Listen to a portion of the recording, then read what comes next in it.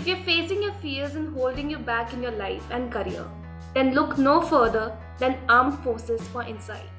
With this, I welcome Captain Chinmay Nayak, who is alumnus of Officer Training Academy and has put in 10 years of active military service in the Indian Army. He spent most of his tenure in the active field soldier. I welcome you, sir.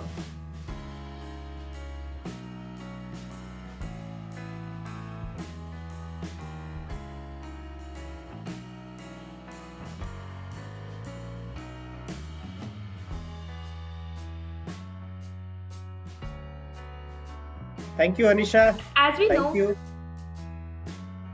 Yeah, Navy SEALs, Marines, soldier, and Special Forces faces life-threatening danger on a regular basis, right, sir? I won't say like that. I think every individual in their life, irrespective he or she is wearing an uniform or not wearing an uniform, it's a psychological phenomena actually. So everyone goes through some kind of fear on a daily basis, everyday basis. Right. Like now the most common fear is the getting positive from corona.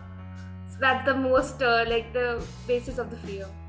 So that's where I'm continuing to is that if they got hung up in a fear, they would never get through the day. If suppose Navy SEALs, Marine soldiers hung up their fear, they wouldn't be able to carry on with their wars or with their decision making. So for the listeners, you might assume that since you are not going into battle, that none of these methods would apply to you. But it would be wrong. The armed forces and specialty units have a plethora of scientifically proven training methods to overcome fear in individuals that can easily be adopted for use in daily life. So in today's session, we will talk about how to control fear. Either you are in a defense line or in a regular life, we actually feel daily fears. For instance, if I take my case, I have this fear of being alone. Like, I don't know if many of our youth have the same fear, but according to me, I just fear that if a certain point of time I will be alone and no one will be by my side. So I just want to know that is that fear is common with everyone or just I am feeling the same type of thing? So Anisha, fear of being alone, ये exactly मैं ये feeling जानना चाहता हूँ आपसे कि ये feeling आपको क्यों आ रहा है और किस तरीके की लोनलीनेस की आप बात कर रहे हैं? सर लोनलीनेस बीइंग अलोन मतलब क्या? हम लोग या बोलिए प्लीज. हमेशा हम लोग एक फ्रेंड से घिरे रहते हैं क्योंकि हमारी जनरेशन में ज़्यादातर पेरेंट्स से ज़्यादा हम लोग बैठ के बात नहीं करना चाहते, बट हम फ्रेंड्स के साथ बैठ के बात करना चाहते हैं.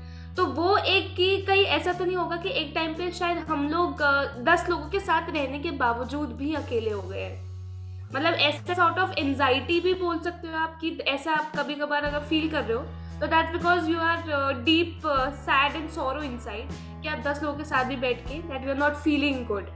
सो this the fear of being alone, इसकी मैं बात कर रही थी. या ऑफ कोर्स. सो देखो, बीइंग अलोन ये आपकी अपनी फीलिंग है, राइट? दूसरे लोग आपको मतलब आप उसमें नहीं, you are not getting into those things जहां पर दूसरे लोग आपसे कनेक्ट कर रहे हैं और आप उनसे कनेक्ट नहीं करना चाहते, आप उनसे इनफैक्ट डिस्कनेक्ट हो रहे हैं. सो वो है फियर ऑफ स्टेइंग अलोन. आपके पास हर चीज है, आपके सर्कमस्टेंसेस में, आपकी एनवायरनमेंट में, आपके इकोसिस्टम में हर एक आदमी वो अवेलेबल है जिसके साथ आप शेयर कर सकते हो, बातें कर सकते हो या जो भी आप अपना शेयर करना चाहते हो आप कर सकते हो. बट उस केस में आप कहीं ना कहीं आप अपनी सोच में आपको ये डर लगा रहता है कि नहीं, आई थिंक इसको मैं थोड़ा डीपली इसमें अनिशा जानना चाहता हूँ कि एग्जैक्टली आपको ये फीलिंग आ क्यों रहा है. Why you think so कि मेरे पास सब आदमी मेरे आसपास होने पर भी मुझे अकेलापन महसूस हो, मैं लोनली फील करूं, ऐसा क्यों आ रहा है? क्योंकि सर पहले भी जब लॉकडाउन हुआ था तो like it was for like 2-3 months. तो इसमें हम लोग क्या हुआ कि हम लोग हमेशा मिल रहे थे, हम हमेशा फ्रेंड्स थे, फैमिली थे, एक जगह थी. अब मेरे केस में भी नहीं, मैंने मेरे कितने दोस्तों का सुना है that they are stuck and they're not able to meet their family, they're not able to meet their friends, so they're very alone and they are feeling very anxious about it. तो मतलब उनका सबका सुन के I just have this feeling कि क्या पता मेरे साथ भी ऐसा हो सकता है कि सब होने के बावजूद भी मेरे साथ कोई ना हो, बिकॉज ऑफ दिस सर्कमस्टांसेस, या बिकॉज जैसा मैं फील कर रही हूँ. Sometimes you don't have the words and you don't know how to explain much about how you're feeling, but हाँ, this is the main thing which recently ये fear बहुत ज़्यादा build up हो रहा है, especially youth में, कि सब होने के बावजूद you feel that you are not anywhere close to the people or you're not connecting with the people. Maybe because थोड़ा हम like lightly ले रहे हैं कि ऐसा कुछ नहीं है, normal बातचीत कर रहे हो तो ठीक हो जाएगा, but ऐसा होता नहीं है. You actually go far apart than you think that you are close to the person. So, अनिश, मेरा ये मानना है कि हर एक इंसान में कुछ पॉजिटिविटी होती है जो अपने बिहेवियर, एक्शंस और अपने इमोशंस को जैसे एक्सप्रेस करते हैं, वो पॉजिटिविटी वो स्प्रेड करते हैं और उन्हीं पॉजिटिविटी की वजह से लोग हमसे कनेक्ट करते हैं, राइट?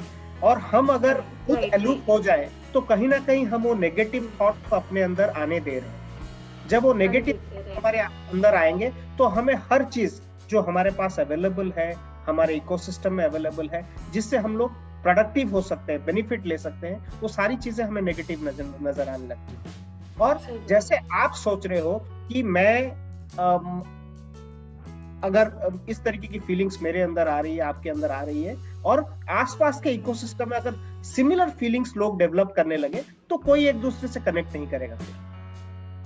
तो इस वजह से हमेशा वही चीजें हम करनी चाहिए, क्योंकि अगर आपको ये फीलिंग आ रही है, आप ये एक्सपीरियंस कर रहे हो कि ये फीलिंग्स शायद दूसरे यूथ में या मेरे इकोसिस्टम में जो लोग हैं उनके अंदर भी ये फीलिंग आती होगी, तो उस वक्त आई थिंक आपको ये सोचना चाहिए कि क्या मैं इसको ओवरकम करके उन लोगों की इस नेगेटिविटी को पॉजिटिव वाइब्स में बदल सकती हूँ, राइट? सभी लोग आपके आसपास हैं. वो होता है वो नजरिया जो देखने का होता है कि लोग मेरे साथ हैं, नहीं है, मेरे से कनेक्ट कर रहे हैं. देखो, हार्ड टाइम्स, डिफिकल्ट टाइम्स तो आते जाते रहेंगे, लेकिन उस डिफिकल्ट टाइम्स में आप जैसे एक्सपेक्ट करते हो कि दूसरे लोग आपको पॉजिटिविटी दें, वैसे ही दूसरे लोग भी एक्सपेक्ट करते हैं कि आप भी उनको पॉजिटिविटी दें. तो हमेशा जो चीजें आपके कंट्रोल में है आप उसको करते रहो. आई थिंक उससे लोग आपसे कनेक्ट रहेंगे. अगर आप पॉजिटिव हो, पॉजिटिव लोग आपसे जुड़ेंगे, पॉजिटिव थॉट्स आपसे जुड़ेंगे, और जो चीजें जितनी पॉजिटिव रहेगी, जिस तरीके जो बोलते हैं ना कि जिस तरीके का थॉट्स जो इंसान लाता है वो इंसान उसी तरीके का बन जाता है. आप अगर नेगेटिव थॉट्स अपने अंदर लाओगे तो आप में नेगेटिविटी बढ़ती जाएगी. आपके आसपास, आपके सर्कमस्टेंसेस, आपके एविडेंस, मतलब जो भी आपके आसपास हो रहा है, नेगेटिविटी आपको ज्यादा दिखेगी. अभी जैसे आपने कोरोना की बात कही, कोरोना में चीजें डिफिकल्ट है, लेकिन उन चीजों को जो जिस तरीके से मीडिया हाइप करती है या जितने फेक न्यूज उसके ये भी बात है वो लोगों को ज्यादा डिमोरलाइज कि भाई something is not very right, तो बहुत ही गलत हो. तो उन चीजों से आपको बेसिक चीजें, पेंडेमिक है, सभी को उसके अंदर से हमें बाहर निकलना है.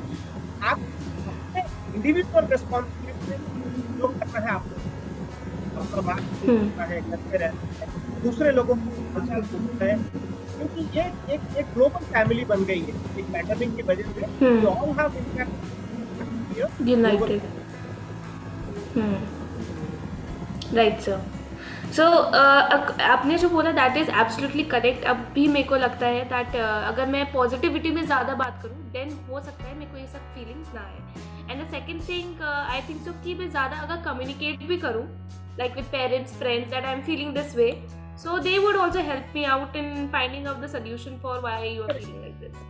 Yeah, absolutely. So sir, moving into the your experience in the army background, so one of the question of mine is, what is the most frightening and scary experience for you ever had in army training days? Training days में हर एक experience scary और frightening होता है, क्योंकि training जो होती है वहाँ पर एक आर्मी ट्रेनिंग के दौरान आपको वो फिजिकली, मेंटली और साइकोलॉजिकली स्ट्रेंथन करते हैं. तो ऐसी कोई चीज जो भी मैं अगर अपनी बात करूं, एकेडमी में मैंने जो चीजें की है शायद मैंने अपनी लाइफ में वो चीजें कभी नहीं की थी. जब मैं एकेडमी ज्वाइन किया तब मैं अराउंड 23 साल का था, 22-23 साल का।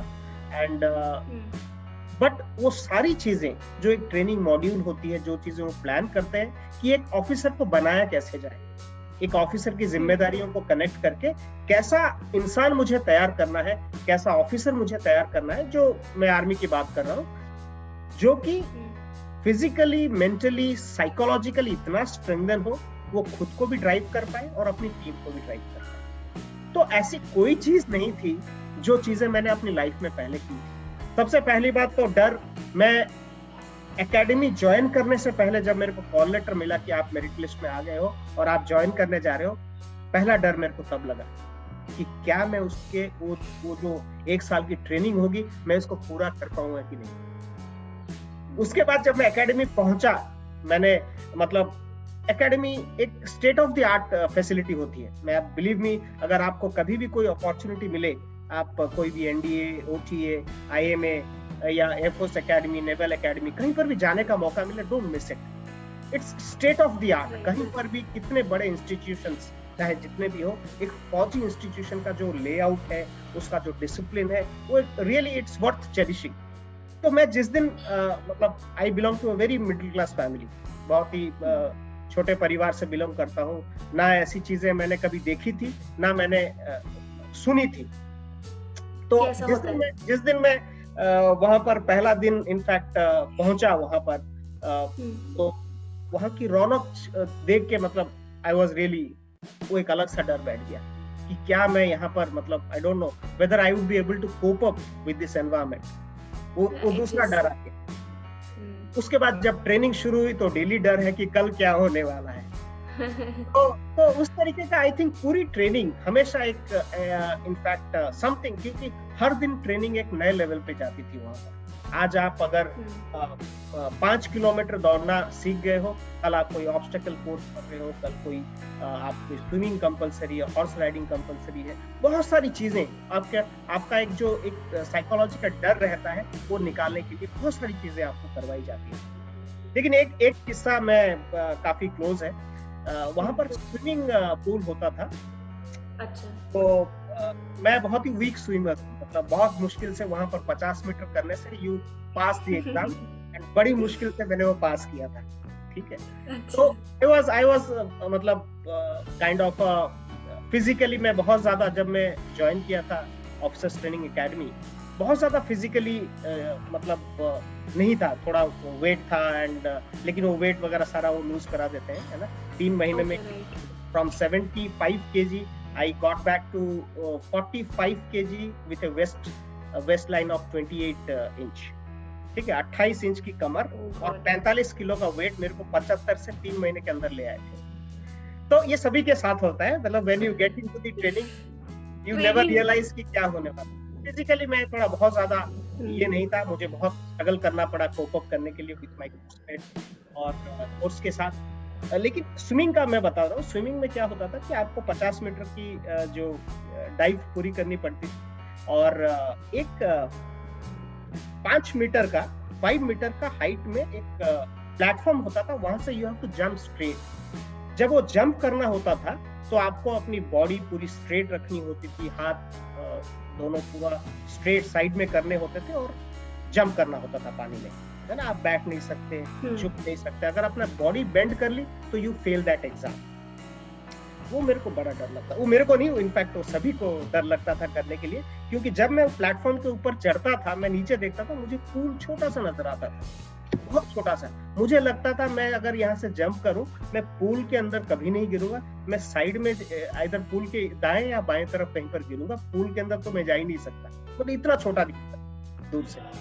मेरी आवाज आ रही है? सॉरी सर, एक्चुअली बीच में वॉइस कट गई थी, कैन यू प्लीज मेरी आवाज आ रही है?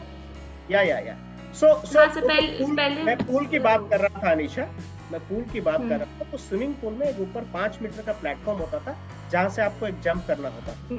वो जंप जब आप करते थे पूरी बॉडी स्ट्रेट होती थी और स्ट्रेट करनी रहती थी, थोड़ा सा भी आपने बॉडी को बेंड किया तो मतलब आप फेल हो जाते थे। तो वो 5 मीटर प्लेटफॉर्म पे जब आदमी चढ़ता था, वहां से पूल इतना छोटा दिखाई देता था कि मतलब यकीन हो जाता था कि मैं अगर जंप करूं पूल में तो गिरूंगा नहीं, साइड में दाएं तरफ या बाएं तरफ कहीं पर प्लेटफॉर्म पे गिरूंगा जहां पर चोट लगेगी मुझे। तो फियर ऑफ हाइट तो एक डर लगता था। तो बहुत सारे इनफैक्ट सिर्फ मैं अपनी बात नहीं कर रहा हूँ, मेरे कोर्समेट्स या जनरली काफी लोगों को, कुछ लोग होते थे जो स्विमर्स होते थे जिन लोगों ने ये किया हुआ है वो कर लेते थे, लेकिन मेजोरिटी लोगों को इसका डर रहता था। तो हम एक लाइन में जाते थे, सबको एक एक मतलब जो पर्सनल वो फील करते थे डेली, या हाँ डेली लाइफ का जो उनका फियर था वो भी अपना ट्रेनिंग डेज में इन लोगों का कवर हो रहा था विद द ट्रेनिंग जो उनको प्रोवाइड होती थी। करेक्ट। सो एक दिन जब हमारा ये जंप का टर्न आया, प्रैक्टिस जंप था एंड सभी को लाइन पे खड़ा कर दिया गया। और तुम सबसे बड़ी बात होती है, तुम पहले अगर जंप करने जा रहे हो, एक तो वो डर रहता है, उसके बाद जब तुम दूसरों को डरे डरे चढ़ते हुए देखते हो और भी डर पीछे वाले को, जब 7वें 8वें होता है तो वो और ज्यादा डरता रहता है कि क्या होता है। पहला वाला गया ऊपर, धीरे धीरे चढ़ा ये करके, तो वहां से मतलब जा रहा है, फिर पीछे आ रहा है। जैसे 5 मीटर हाइट से जब जंप करना होता है तो थोड़ा मतलब फियर फैक्टर तो रहता ही है। तो बड़ी मुश्किल से ऐसा, मैं 8वें नंबर पर था, 8 का 9th नंबर पे था, प्रैक्टिस जंप था। मेरे से आगे जितने 8 थे, ठीक है, उन्होंने कोई लेट कर बैठ कर वहां से कूदा, कोई पकड़ के, जिस तरीके का आप इमेजिन मतलब एक स्ट्रेट पोस्चर की जगह वो लेट रहे थे, बैठ के कर, उनको डर लग रहा था कि मैं पता नहीं कहाँ गिर रहा हूँ। तो फिर मेरी नंबर आई, मैं जब गया तो मेरे को जब 7-8 लोगों को इंस्ट्रक्टर ने वहां देख लिया कि ये लोग मतलब इस तरीके से चलेंगे नहीं, तो वो ऊपर चढ़ के खड़ा हो गया वहां प्लेटफॉर्म पे। तो मैं भी सरप्राइज हो गया, वो ऊपर शायद कुछ गाइड करेगा, ये करेगा। तो मैं जैसे ही प्लेटफॉर्म पे गया, मैं इससे पहले कुछ सोचूं, उसने मुझे पीछे से धक्का दे दिया, ठीक है। तो मेरे को सोचने का ही कुछ मौका नहीं है। मैं जब कुछ रियलाइज करूं, मैं मतलब 5 मीटर पानी के नीचे था तब तक। तो मैं फिर फटाफट ऊपर से ऊपर आया और एनीवे वो जंप तो मेरा काउंट नहीं हुआ। बोला कि अगर इस तरीके का कोई भी करेगा, मतलब नेक्स्ट टाइम मैं उस वक्त मेरा एग्जाम्पल लेके उन्होंने ये दिखाया कि इसके बाद अगर कोई वहां बैठा या कोई लेटा तो इस तरीके की कार्रवाई उसके साथ की जाएगी। तो आई थिंक वो काफी डरावना था। और स्लोली जब आप मल्टीपल जंप करते हो तो बॉडी पेन होता है, एक्सपीरियंस जब आप फाइनल जंप करते हो तो आप थोड़े परफेक्ट। तो मतलब आपका पूरी ट्रेनिंग में कंसिस्टेंसी और एक्सपीरियंस से ये फियर जाएगा, वरना आप यही डरते रह जाओगे कि आपको लगेगी या नहीं लगेगी। नहीं, डर की बात अगर अनीशा, ये डर हमेशा एक अननोन का होता है। डर कभी भी किसी चीज का नहीं होता कि मैं जो जंप कर जाऊं या मैं ये काम करूं तो मेरे साथ क्या होने वाला है। अगर ये थॉट्स आपके दिमाग में आए तो डर आपके दिमाग में हमेशा रहेगा। अगर आप ये ओवरकम कर लिए कि भाई मैं अगर इसको कर लूं मेरे को कुछ नहीं होने वाला है, क्योंकि सबको पता है चाहे ऊपर से स्विमिंग पूल छोटा दिख रहा हो, आप पानी में ही गिरोगे। आप प्लेटफॉर्म पे दाहिने तरफ जो कंक्रीट बना हुआ है उस पे नहीं गिरोगे। तो ये आपकी माइंड आपको कन्विंस करना चाहिए, आपका दिल आपको कन्विंस करना चाहिए कि हाँ भाई ये कुछ नहीं होने वाला। वो अगर आपने बैठा लिया अपने दिल में तो I think then you overcome that. Right sir, absolutely right sir. एक वैसे मिथ बोलेंगे या ऐसे बोला जाता है that army is obviously a warrior but warriors don't feel fear, मतलब उनको डर नहीं लगता। ये बोलते हैं दैट उनको डर नहीं लगता and they are like warriors, they always being ready कि उनको कुछ भी आ सकता है, तो हमेशा they are going for the war and they are not in a fear कि कुछ भी होगा हो जाएगा हमारे साथ। So is this a myth और actually warriors do feel like that? नहीं, ये मिथ है अनीशा। आई थिंक जो फौजी होते हैं वो भी इंसान होते हैं। इंसान में वो सारी इमोशंस होती है जो एक आम आदमी में होती है। यूनिफॉर्म पहनना जो जर्नी होता है, जिस दिन आप कोई ट्रेनिंग सेंटर हो, एकेडमी हो जहाँ पर आप ज्वाइन करते हो, वो जो 6 महीने, साल भर, 1.5 साल, 3 साल की जो ट्रेनिंग होती है, उस दौरान आपकी माइंडसेट बदल दी जाती है। आप इंसान वही हो लेकिन आपकी चीजों को देखने का आपका नजरिया बदल दिया जाता है। तो डर सबको है, जब कोई आर्मी ऑपरेशंस में जाती है, कोई टेररिस्ट एक्टिविटी होती है, एंड जो काउंटर इंटेलिजेंसी ऑपरेशंस होती है JNK नॉर्थ ईस्ट, तो कहीं पर भी सभी को डर है, क्योंकि हर हर हर मोमेंट जो एक आर्मी ऑपरेशनल लाइफ है वो अनसर्टेन होता है, राइट? जब हम कोई ऑपरेशनल एरिया में कोई आर्मी रहता है अनसर्टेन, तो वो अनसर्टेनिटी का डर इनफैक्ट हमेशा सबको रहता है। लेकिन जब अनसर्टेनिटी चीजें आती है, उस डर को ओवरकम करने के लिए क्या वो करते हैं? ट्रेनिंग उनको इतना मजबूत बना देती है कि भाई अगर कोई भी अनसर्टेन सिचुएशन हो, उनके अंदर वो आत्मविश्वास हो, और मतलब एक ये बिल्डअप हो जाता है कि कुछ भी सिचुएशन हो मैं ओवरकम कर लूंगा, मैं हैंडल कर लूंगा। सो वो एक पहला आई थिंक लेसन है जो आर्मी से हम लोग ड्रॉ कर सकते हैं, कि अनसर्टेनिटी चीजों को आप जितना प्रिपेयर्ड होके, बच्चे एग्जाम दे रहे हैं, कोई कॉम्पिटिटिव एग्जाम के लिए प्रिपेयर कर रहे हैं, अनसर्टेन है किस तरीके के क्वेश्चन आए, लेकिन उन क्वेश्चंस को वो आंसर कैसे कर पाएंगे? जब वो अपने आप को बेटर प्रिपेयर कर पाए कि भाई कुछ भी आ जाए मैं तो कर दूंगा, right? So that is the first part. उसके बाद जब आप जो कहते हो कि मिथ है, किसी को डर नहीं लगता, नहीं, डर लगता है, लेकिन उस डर को हमेशा आपके आगे जो गोल है उसका जो वेटेज है आपकी लाइफ में कितना क्रिटिकल है, आप कितनी मतलब जो बोलते हैं ना, किस ये से आप उसको मतलब आप उस गोल को हासिल करना चाहते हो, आपके लिए कितना इंपॉर्टेंट है, वो अगर आपके लिए ये है तो आपको बीच के रास्ते नहीं दिखाते। मैं बचपन में मैं आई थिंक आप रिलेट कर पाओगे, कभी छोटे ये होते थे, मैं जब छोटा था मुझे बहुत क्या ना, एक टॉफी मिलती थी लॉलीपॉप टाइप की, बहुत 5 पैसे की टॉफी मिलती थी, याद है, तो बहुत धुंधला सा याद है मुझे, लेकिन इसमें मैसेज जो है ये आपके सवाल का जवाब होगा। हम मतलब घर से अंधेरा होके रात में लाइट नहीं हुआ करती थी, और गांव के किसी कोने में एक दुकान हुआ करती थी जहां पर वो 5 पैसे वाली टॉफी मिलती थी, 5 पैसे, राइट? दिन में आदमी वहां से होके नहीं गुजर सकता है इतना दूर जाके, लेकिन जिस दिन 10 पैसे मिल गए, 2 टॉफी मिलनी है, रात में मैंने वो सफर तय किया है कि उधर अंधेरे में जाके वहां से 2 टॉफी लाके खाने के लिए। तो उस तरीके का आप किस मतलब हालात में उन चीजों को पाना चाहते हो, वो आई थिंक डिसाइड करता है कि आपको डर लगेगा या नहीं। बिल्कुल सही से, मतलब ये अब मैं रिलेट कर पा रही हूँ कि एक्चुअली गोल है, और कितना आप उस गोल को अचीव करना चाहते हो तो डर तो एक तरफ हो जाएगा और फिर आप गोल के पीछे ही पड़ जाओगे। बिल्कुल सही सर। एक बहुत ही लाइक फेमस क्वेश्चन होता है सारे सोल्जर्स के लिए, स्पेशली एंड आर्मी लीडर्स के लिए, दैट ड्यूरिंग द वॉर आप देखते हैं दैट एक बहुत ही कॉम्प्लेक्स सिचुएशन है, एक बहुत ही प्रेशराइज्ड आपको एरिया मिला हुआ है, and at that time one of your colleagues got injured and other got like he's not even the last breath में वो है।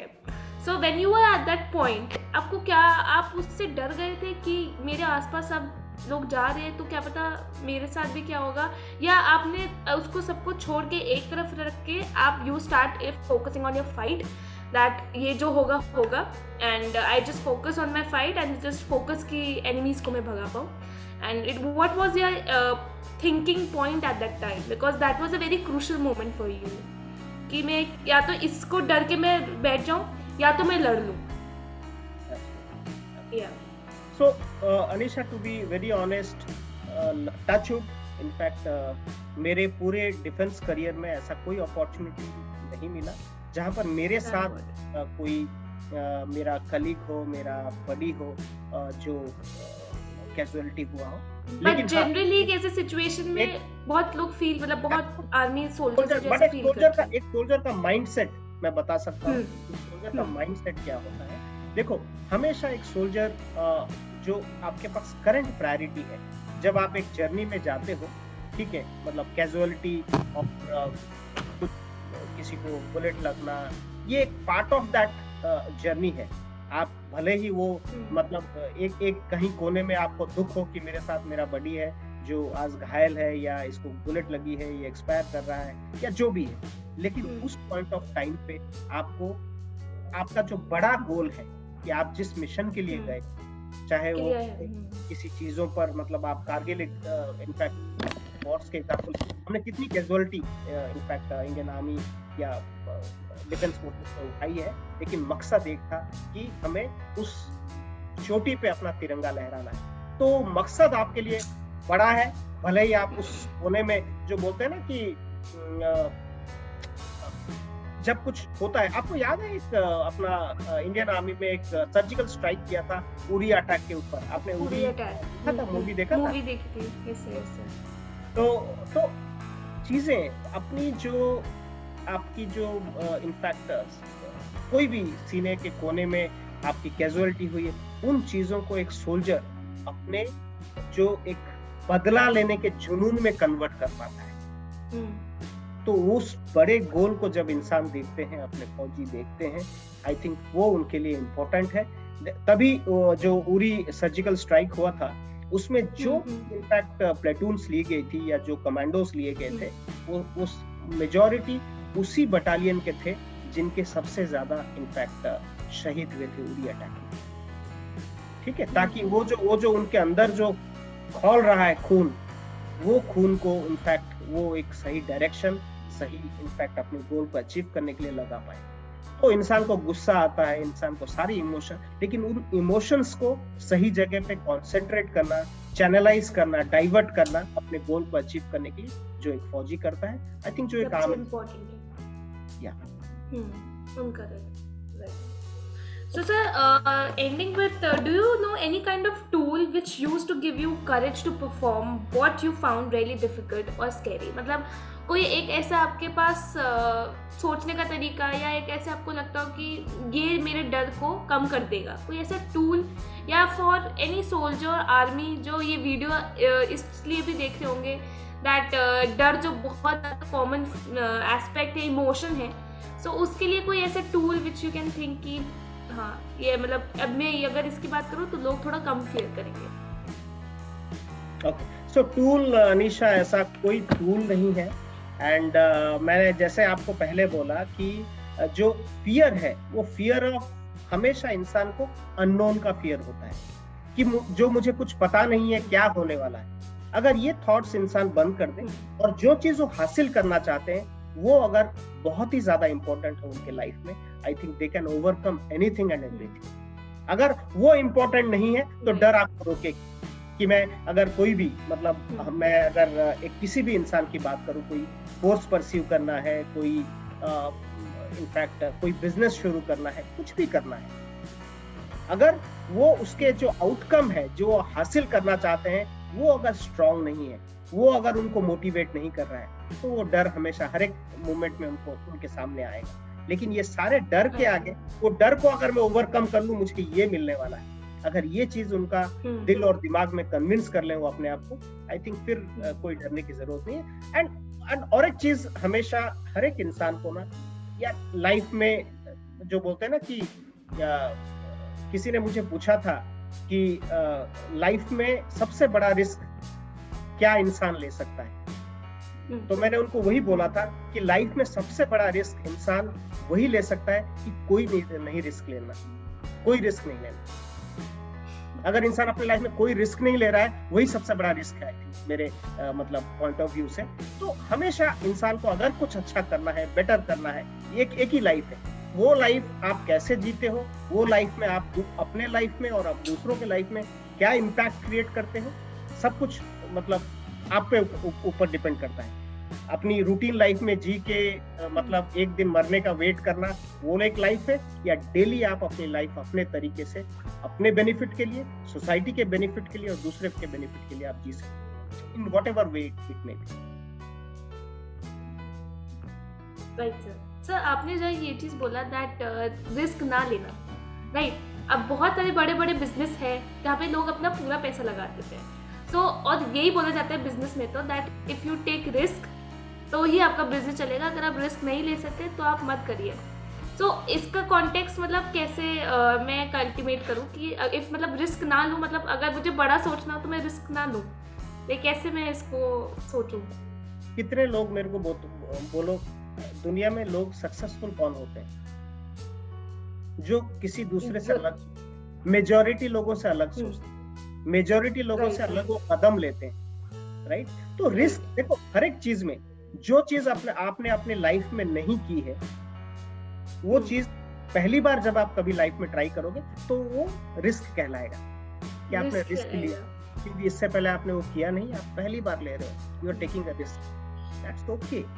लेकिन आप ये सोचो हमेशा, कोई भी काम जब आप बिल्कुल नहीं करते तो हमेशा वो 0% पे रहता है कि आप वो काम करोगे नहीं तो काम वो पूरा होने का जो परसेंटेज है हमेशा 0 रहेगा। लेकिन अगर आप एक स्टेप लेते हो, एक कदम लेते हो, रिस्क लेते हो, तो आप सडनली 50% पे पहुंच जाते हो कि इधर वो काम पूरा होगा या नहीं होगा। तो यार 0% में अपने लाइफ को रिस्क करना अच्छा है या 50% पे अच्छा है, कौन सा बेटर चलता है वो आप डिसाइड कर सकते हैं। तो आई थिंक छोटी छोटी रिस्क इंसान को लेनी चाहिए, हाँ कैलकुलेटिव होनी चाहिए आपकी, मतलब ऐसा नहीं है कि इंसान हमेशा हर चीज दांव पे लगा दे, कोई बैकअप प्लान होना चाहिए, प्लान ए प्लान बी होनी चाहिए डेफिनेटली। बट मैं अगेन उसी चीज पे फिर से वापस आना चाहूंगा कि अगर आपका जो आउटकम है, गोल है, जो आप अचीव करना चाहते हैं, वो अगर बड़ा है, वो कन्विंसिंग है, वो गोल आपको रात को सोने नहीं, then I think you should go. एक बार आपको ट्राई जरूर करना चाहिए, नहीं तो यू रिग्रेट लास्ट में, जब आप आईसीयू में पड़े होगे तो रिग्रेट करोगे, यार ये चीज में काश किया होता, काश किया। तो काश का लाइफ में I think there should not be any scope of काश, so you should try it. Exactly, so right. So ending with, what's a suggestion to the viewers who feels that they are scared to take any decision in their life, or they are stopping themselves because they are scared that they can't do? So any any suggestion for them? So see, मैंने I think हर एक सवाल का इसमें जवाब दे चुका हूँ already मैं। बिल्कुल। सो रिस्क वो आपके ऊपर है। Again you want to be in the crowd, you want to move away from crowd. जो बोलते हैं ना, एक अलग सा रास्ता जो ऑलरेडी बन चुका है उस पे चलोगे, बहुत भीड़ है, लोग हैं, एक अलग सा रास्ता बनाने की कोशिश करो, है ना। बहुत कम लोग मिलेंगे, कंपटीशन मिलेगा, and you will be able to reach your goal quickly. तो ये आप अपने ट्राई कर सकते हो हमेशा।